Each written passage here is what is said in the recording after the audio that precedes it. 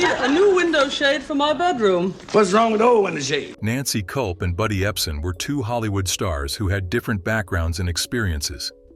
Nancy was born in Harrisburg, Pennsylvania, and moved to Miami when she was young. By 1943, she had earned a degree in journalism and seemed set for a life behind the pen instead of in front of the camera. However, her journey wasn't straight cut, as she wrote for the Miami Beach Tropics, interviewing big names like Clark Gable and royalty like the Duke and Duchess of Windsor. During World War II, Nancy joined the U.S. Naval Reserve and earned the rank of lieutenant while serving her country. Buddy, born and raised in Orlando, Florida, dreamed of dancing and was known for his easy, laid-back charm. He landed roles in musicals, danced with Shirley Temple, and even got tapped by Walt Disney to help animate Mickey Mouse's moves.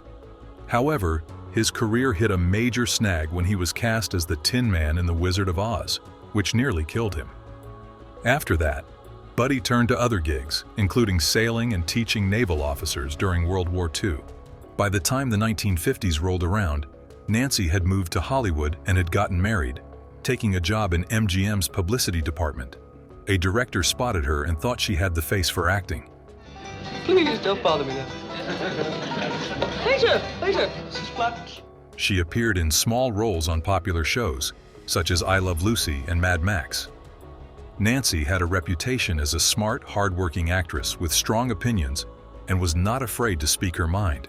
Buddy, on the other hand, was known for being more traditional and passionate in his views. Both Nancy and Buddy were chasing opportunities in the world of television before the Beverly Hillbillies came along. Nancy had a string of guest spots on popular shows, but she didn't have the typical Hollywood look and leaned into her unique style, playing quirky, memorable characters. Buddy, on the other hand, was bouncing between Western dramas and the occasional comedy, and wasn't afraid to take on roles that made him uncomfortable. In the early 1960s, both Nancy Kubrick and Buddy Ebsen made their mark in Hollywood, with their roles in shows like Gunsmoke and Mad Max. However, they had not yet found a big breakout role in the Beverly Hillbillies. The show, which revolved around the simple backwoods family, was funny, charming, and ridiculous, hooking millions of viewers. When the creators of the Beverly Hillbillies were casting, they knew they needed someone special to play Jane Hathaway, the efficient birdwatching secretary who works for Mr. Dale. Nancy was a perfect fit, and Buddy was chosen due to his easygoing demeanor and knack for playing wise, fatherly characters. Jed, the backbone of the Clampett family, was a man with little formal education but plenty of common sense. The show was an instant hit, and people loved the fish-out-of-water story of a family from the Ozarks striking oil and moving into a Beverly Hills mansion. Nancy Kubrick played Miss Jane, a smart, loyal, and caring secretary who had a crush on Jethro. She earned an Emmy nomination for her role. However, things got complicated on screen when Nancy and Buddy's characters had a warm, friendly relationship off-screen. Their personalities clashed deeply, as Buddy was politically conservative and shared his opinions, while Nancy leaned more liberal. This fundamental divide in how they saw the world led to heated debates that sometimes lasted weeks. Despite the tension, both actors stayed professional on set and contributed to the show's success. The Beverly Hillbillies was a popular TV show that brought the characters of Nancy and Buddy to life, drawing millions of viewers every week. The show was a massive success, with people loving the Clampetts in their Annies and bringing their characters to life. Nancy's character, Miss Jane, became one of the most beloved characters on the show, as she was relatable and worked hard to do the right thing. Her crush on Jethro was played for laughs, but there was something sweet about it too. Buddy's character, Jed, was the steady hand guiding the Clampetts through various situations, whether he was trying to make sense of Beverly Hills high society or helping Granny cook up another batch of moonshine. Despite their differences, they kept their differences from ruining the show. By the time the show ended its run, it had become a cultural phenomenon. Look who has hair! And its influence can be seen in countless other shows for Nancy and Buddy. Nancy decided to pursue a new path in politics in 1984, running for a seat in the U.S. House of Representatives. She was 62 at the time and believed she could bring something valuable to the table after Ronald Reagan had done. Nancy ran as a Democrat in Pennsylvania's 9th Congressional District. which was a tough race from the start. Nancy was not one to back down from a challenge, and she campaigned hard, connecting with people and sharing her ideas for change. However, Buddy Ebsen, who was not on Nancy's side and had no ties to either Pennsylvania or the race, entered the fray and became involved in the conflict. He referred to Nancy as being too liberal and accused her of attempting to influence people by utilizing her celebrity status.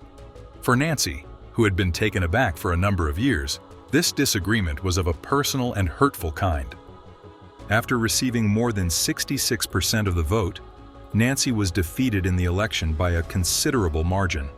Her opponent won the race. Despite the fact that Nancy did not hold Buddy responsible for her loss, the pain caused by his acts remained with her.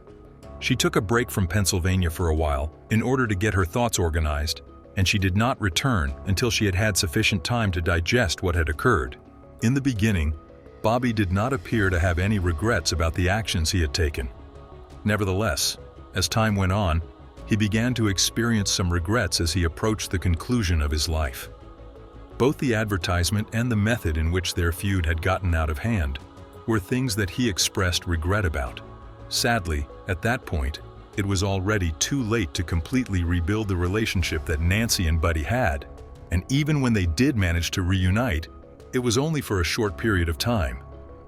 As a well-known actress who was a resident of Juniata College in Pennsylvania, Nancy Hathaway discovered that teaching acting lessons provided her with a sense of comfort. She was renowned for her commitment to assisting others in their development, and her community valued her for the warmth and intelligence she brought to the table.